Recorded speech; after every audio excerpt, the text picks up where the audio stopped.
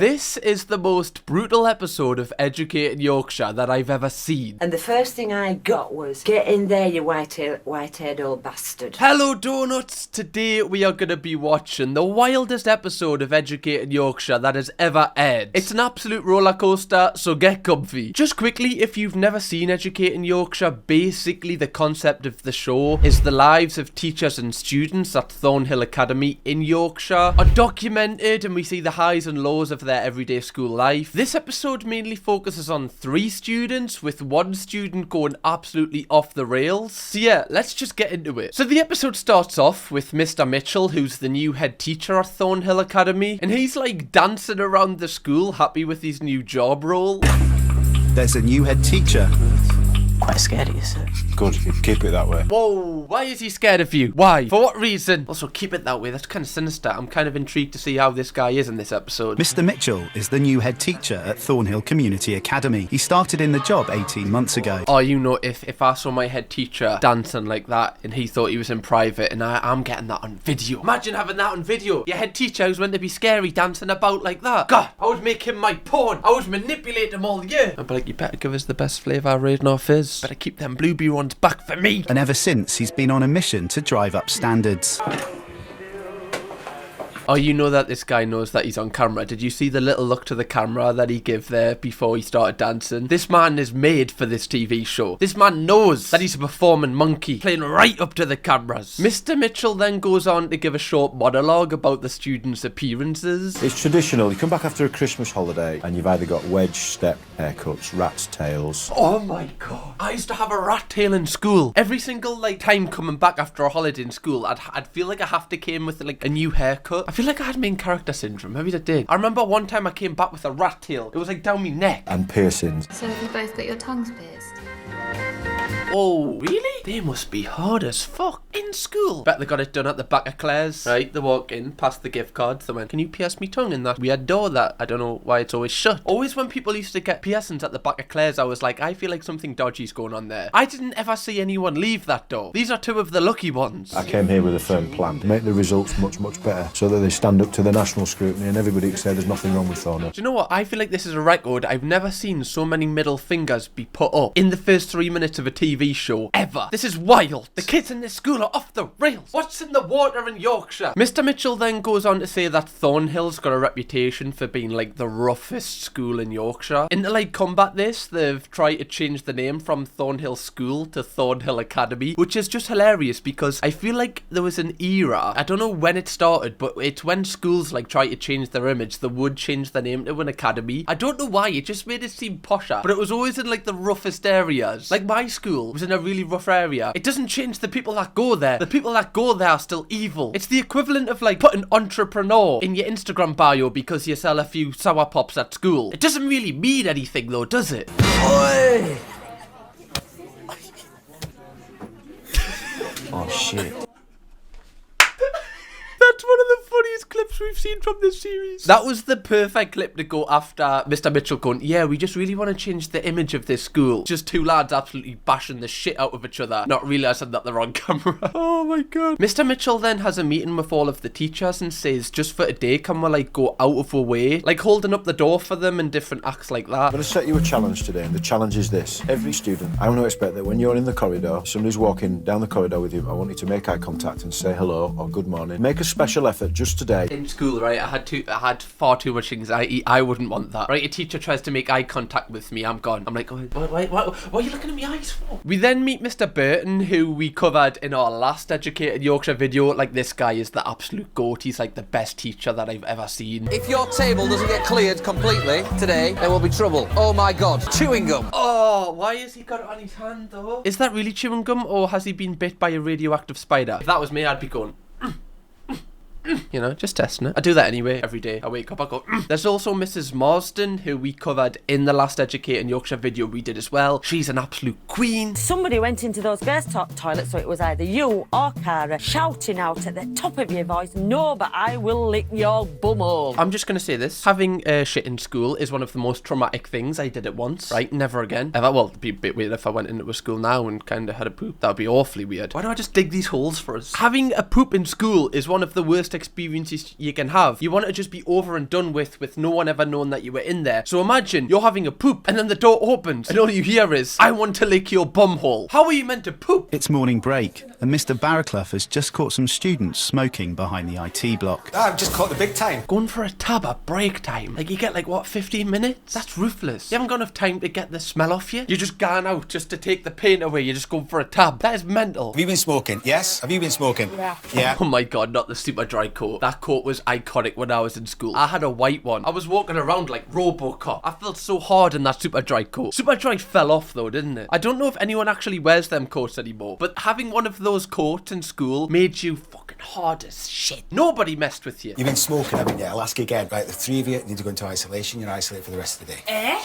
Since when was that punishment for smoking? I wonder if, like, now in schools, they just smell their breath and it's just fruity because they're all just, you know, drowning in Lost Marys. Like, I wonder if schoolyards behind the bike shed smell like, are like the best smelling part of the school. So yeah, one of them students who was caught smoking was Bailey, and Bailey's been sent to isolation because of this. But after spending like a few minutes there, she just walks out. Turn around, please. Right into the booth, please. How do some kids just have this confidence from young? Like, how can you just walk out when the teacher's saying that? I would have shit me pants. I would have walked out and been like, it would have been running down me leg, man. Like, I went to a heavily Catholic school, so I would have just thought, like, God was watching. I feel like if I did something like this, I would be worrying for the rest of the week that God was going to send his plagues to kill me. So yeah, the girls kick off because they've been put to isolation as a punishment, whereas usually, apparently, the punishment for smoking is just detention. Now, for me, I've had both of these things. I feel like detention is worse than isolation because at least with isolation, like, yeah, you can't be in class, but you get to go home on time, whereas with detention, you've got to stay at school for like an hour after, which just prolongs the process. If a detention is the punishment for smoking, where does it say I that? don't know, but every time I've been caught smoking, I've always had a detention. She doesn't look like she would be the age to be in school. You know, she looks like she's in the in-betweeners. Do you know what I mean? Where like they're like 30 trying to be school kids. Like, she looks like she's in like 21 Jump Street or something. Like, I feel like this woman is undercover. Just quickly, guys, before we proceed with the episode, we are trying to get close to 500,000 subscribers. So if you would like to join the donuts, press subscribe, and there'll be loads of videos like this to enjoy when you're bored. Your attitude's awful. You can sit as smug as you like in my office telling me what's what. He shut that bitch up. Sip it. Having failed to talk sense into Kaylee, Mr. Mitchell decides to try an unusual tactic. Mr. Mitchell decides to waterboard each student with elf bar juice to make them really feel sorry for what they've done. But thank you for climbing down, as it were. Is there any possibility that you could ask her to react in the same way that you've reacted and take her punishment in isolation? Because otherwise she'll be excluded and she knows that. Mr. Mitchell is like such a good head teacher because the way he talks to the students, like, he doesn't talk down to them. Like, he talks to them like they're actual people, which they are. Like, he's praising her to make her feel good, but being like, yeah, can you make your friend get on your level? So it makes her feel good and it makes her want to do it because she's helping her friend rather than him just screaming at her. Do you know what I mean? It's like such a good way to manage. I just think he's class. Yeah, honestly, it's not worth it. Come in there, get a laptop, put earphones into the laptop.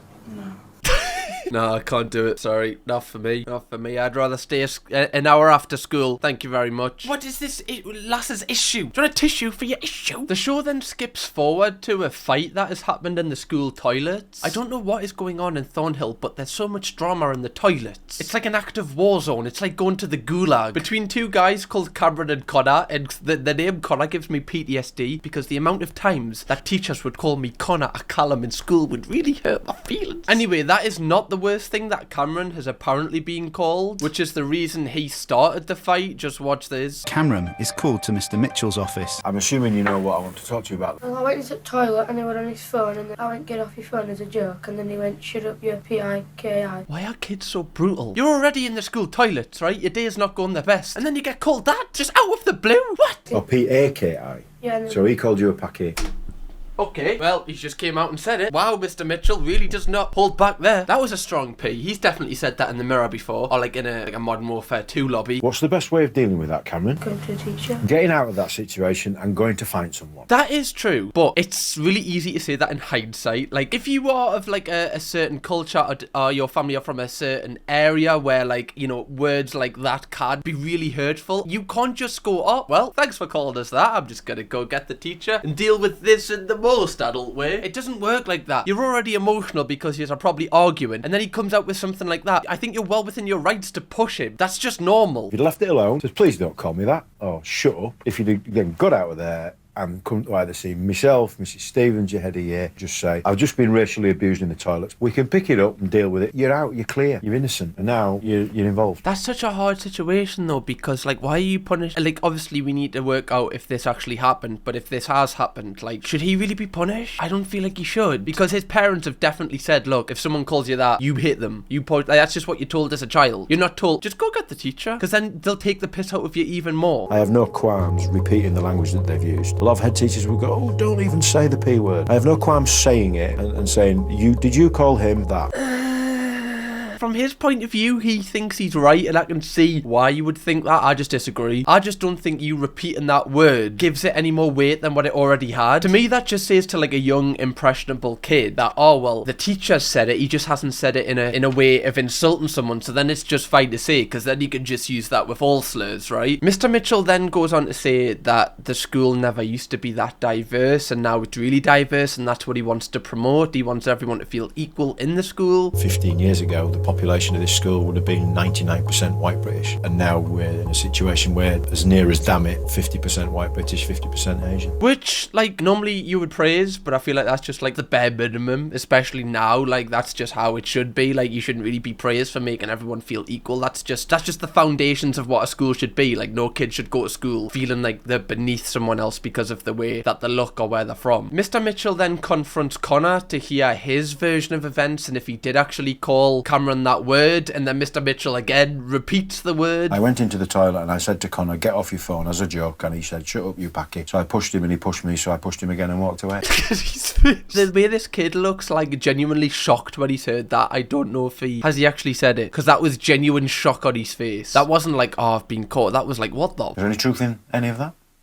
No. Are you sure? I just said no. Oh no, I feel like he has said it. Because surely you'd be like, no, I literally didn't say that. He's like, no, it wasn't a hard P. And obviously we're joking, but this is a really serious accusation that Cameron's just labelled towards Connor. So Mr. Mitchell has to do like his due diligence of like asking the other students that were present at the time if this word was actually said. And every single student that was there says that Connor didn't say that word to Cameron. What did Connor say back to him? I think he sworn at him. He said no. Did he call him anything? Did he say anything? Yeah, I think he did. I think he said no and then something. I'm not sure. Did he use the word packy? No, he didn't use the word packy. Does this mean Cameron's lying? Why would he lie about that? Unless he's like deranged. Like, why would you just make something like that can ruin someone's school life? Like, he could get kicked out for that. Why would you lie about that? There was something that didn't quite add up about most of the statements, Cameron. Nobody, apart from you, heard him call you a packy. And I can't get to the bottom of it. I can't decide whether you're telling the whole truth or not, and I can't decide whether somebody else is telling the whole truth or not. The law of averages tends to suggest to me that you're telling some of the truth, and that they're telling some of the truth too. I feel sorry for this Cameron, because if he is lying, then obviously like that's bad, but if he isn't lying and he is like raising that he's been racially abused and then, you know, he's getting shut down for it, this kid's never gonna raise this ever again when anyone says anything to him like in that nature. He's just gonna bottle that up now. You've been excluded enough times already. You know, the next time I exclude you, I have to start thinking about doing it for a long, long time. I don't want to do that. So if I see you using your hands for anything apart from writing, drawing, acting, throwing shapes or whatever, you know what I'm gonna do. So yeah, we never actually got at the bottom if that was actually said. However, towards the end of this episode, more issues happened with Cameron, which we're going to cover. This episode is absolutely wild. The show then cuts to a teacher who is teaching the class, and one of the students just comes out with an outrageous line. So what we're going to do now is we're going to watch a little bit of Shrek. You know when he goes to Duloc? I'm so hot. Miss, maybe you're going through menopause. It's summer! How old are you? You look like 12! Why would that be the first thing that pops into your head? You know what, miss? Maybe you're going through menopause. You ever thought about that? You ever thought about getting checked up? You're just me a test, love. It's like, what? You can't just come out and say that, bro. You've got to build a rapport first. Miss, I asked you if you knew what it was. Yeah, it's when you get older. And you change. I just wanted the window open, now I'm getting accused of going through menopause. What's going on? I'm only 12, and some people say I have a low voice for my age. My mum calls me a little 40-year-old. Bro's balls dropped when he was like 4. Bro came out the womb with his balls dropped. He's got a deeper voice than me and he's 12. I've come to ask you a couple of questions Okay. about what your job's about and what you do in your job. What do you think I do? I think that you're the person who keeps everything running so that it keeps it running smoothly. Does it run smoothly? Yeah, it runs right, very that's smoothly. good.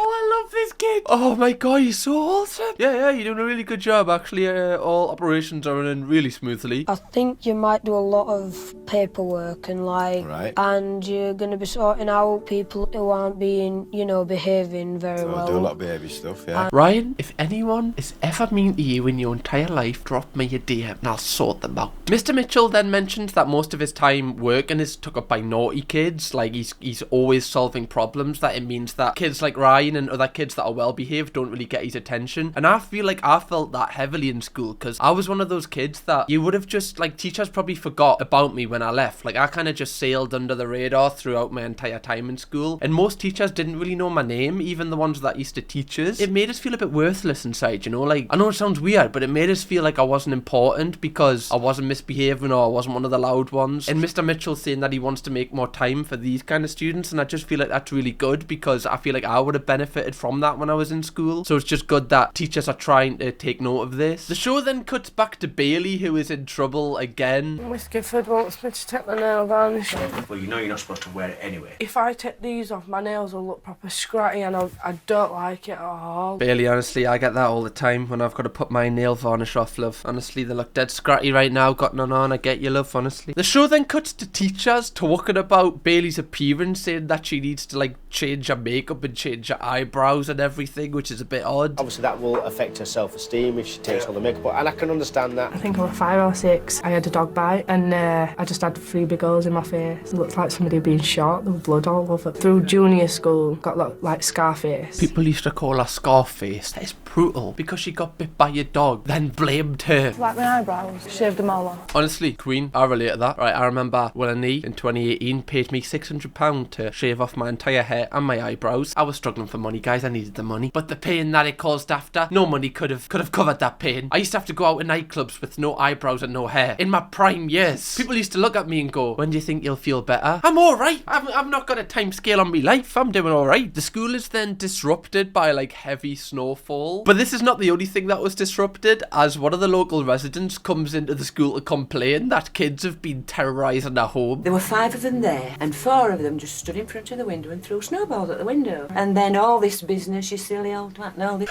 Yeah, fucking old twat, you coffin dodger. Everyone's done that though, haven't they? They have. You throw a snowball off a house, then you run away. It's like knocking on a door and then sprinting away. For some reason, it's just fun. I went out to see what was going off, and the first thing I got was, get in there, you white-haired old bastard. Barry followed them down the road, and all the way on this pelting with snowballs. Barry said, right, there's 4 of you, all come at once, and we'll see who's left standing.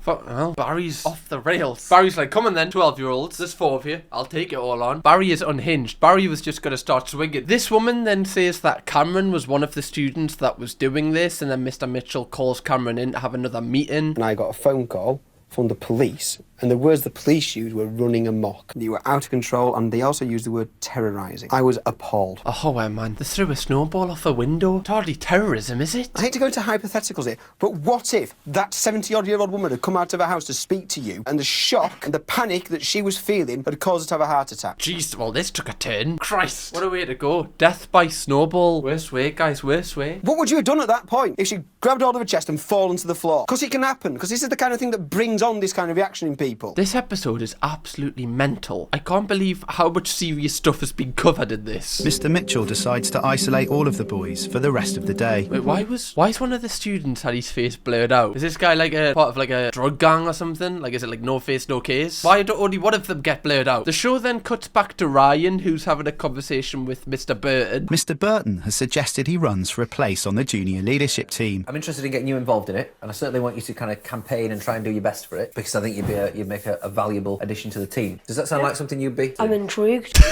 You know what? I'll have to check to schedule, because I've got the Emmerdale omnibus on at 11, so I don't want to take up too much of my free time, but I think I can squeeze you in. So what's the dream on the way to that? My preferable would be to be an actor, but the second one would be a police or a fireman. What about military? I would never be in the army. I could not stand shooting another man.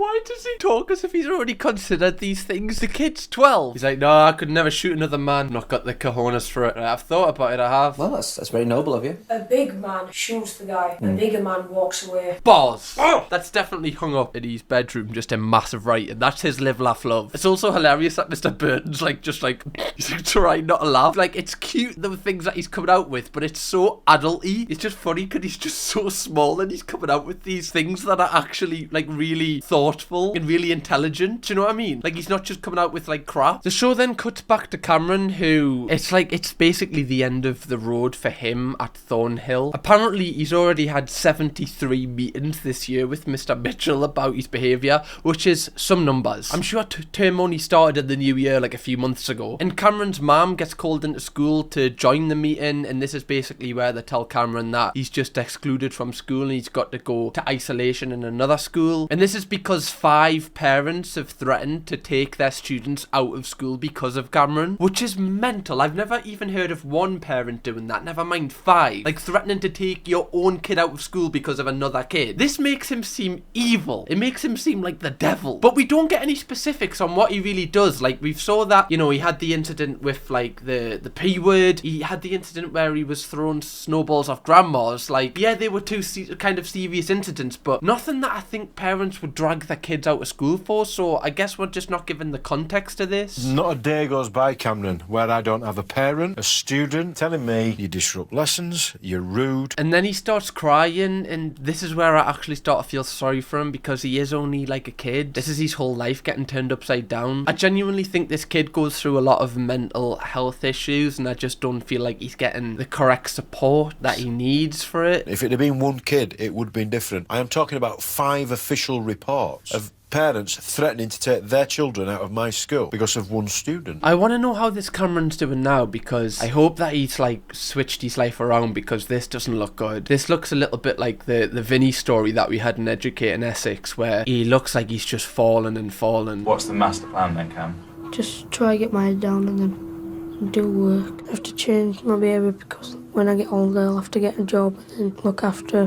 myself and other people. You can just see it so clearly. He's like, he seems like he's taking out all his anger on other people because he's actually struggling inside. But yeah, on a more positive note, moving forward, we then learn that Bailey also wants to be on the school council like what Ryan does, and they both have their speeches in front of the class because they're meant to get votes, and whoever gets the most votes gets on the council. I think I should be a member of JLT because I'm a very confident student who has the power to change his school for the better. I'd like people to see me like they see Mr. Burton, because he's ace, and I think the bond he has with his students is like proper good. Okay, so as you can see, very good speech, very nice speech, but just wait for Ryan. I did have a speech, but I accidentally left it at home, so I suppose I'll just speak from my heart. I'm gonna start crying. To be honest, the reason that I've actually done this is because all my life, like, I've not been offered stuff like this. I've never been offered stuff like JLT or anything special, and now all I want's a fair shot at it. So I suppose if you can find it in your heart to vote for me, then... How do you compete with that? This man just pours out his heart. All he wants is to be part of the school council. Somebody give him a badge. Get him in that council now. If he doesn't join that council, I will be distraught. I will literally go to Thornhill myself and throw a snowball off that door. But yeah, that's the end of the episode, and we get like a short update on how the children are performing in the short term. As we see, Cameron's behaviour improved and he actually returned to Thornhill, which is really good because he had an absolute brutal time in this episode. Probably the most brutal that any kid has. And we find out that Bailey didn't actually get onto the school council and she kept getting sent to isolation, so there's always got to be some winners and losers. But she is giving up smoking and growing her eyebrow. That's so brutal from the producers. She's like 13. But I think what we all want to hear is an acceptance speech from Ryan.